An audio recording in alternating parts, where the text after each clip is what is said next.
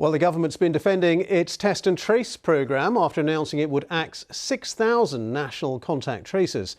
The plan is to strengthen regional tracing, which could mean tracers turning up on the doorstep if they can't get through to people by phone. Our health correspondent Lauren Moss has this report. If you test positive, NHS Test and Trace will contact you to trace people you might have infected. The Prime Minister's called it a world-beating system. England's test and trace programme to tackle coronavirus. But now it's changing. Thousands of call handlers are being cut in favour of a closer relationship with local health teams. Since its launch in May, the programme's efficiency has been questioned. Around 1 in 5 people testing positive still aren't being reached. One call handler told the BBC he's often had nothing to do. I'm the person calling the contacts of somebody who was tested positive for COVID.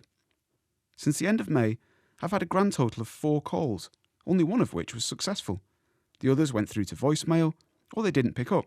And so the rest of the time, I've been literally doing nothing. The new approach will be more targeted. Tracers will use local knowledge to reach out to communities and knock on doors if needed. It's already been used in so-called hotspot areas, including Leicester and Blackburn.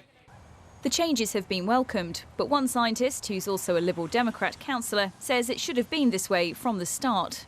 I feel a pang of sadness that it has taken so long to do the obvious, which was to enable the local experts to take part in an unprecedented pandemic that we've never experienced like before.